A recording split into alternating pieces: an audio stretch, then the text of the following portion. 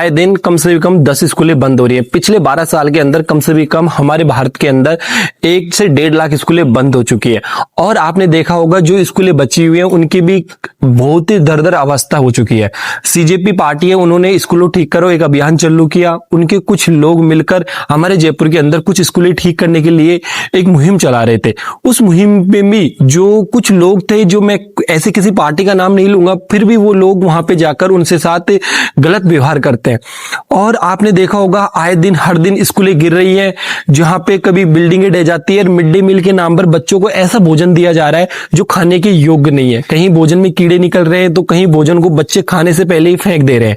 ऐसा क्यों हो रहा है हमारे भारत के अंदर? अगर शिक्षा व्यवस्था के नाम पर हमारे भारत के पास बजट नहीं है तो आप और नीतियों के अंदर, प्रचार के अंदर आप अगर बजट को लगा रहे हो तो शिक्षा के अंदर क्यों नहीं लगा रहे? अगर आप 2047 के अंदर वास्तव में आप विश्व गुरु बनना चाहते हो तो आपको सबसे पहले शिक्षा के अंदर काम करने पड़ेगा। शिक्षा ही ऐसे शेरनी का दूध है जो जितना पिएगा ये दहाड़ेगा। वो हमारे डॉक्टर भीमराव अंबेडकर जी का कहना है कि शिक्षा ही हमारे एक सबसे अच्छा उदाहरण है। शिक्षा के बिना कुछ नहीं हो सकता। शिक्षा ही एक ऐसा बेहतरीन साधन है जो हमें आगे की ओर ले जाएगा। फिर भी हमारे भारतीय स्कूल इस अवस्था में चल रहे हैं कि आप एक कल्पना भी नहीं कर सकते। हर दिन स्कूलों की छतें गिर जाती है, हर दिन स्कूलें बंद हो जाती है। कुछ स्कूलें तो ऐसे हैं जिनमें एक टीचर है, कुछ स्कूलें अच्छी हैं उनके अंदर भी टीचर टाइम से क्लास नहीं ले पाते।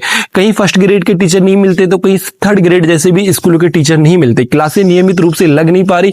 भारत के अंदर, भारत को 80 साल आजाद होने के बाद भी अगर शिक्षा व्यवस्था का ये हालात है तो आप देख सकते हो भारत विश्व गुरु की बनने की सोचने की तो दूर की बात है, भारत में ज्ञान का क्या महत्व है।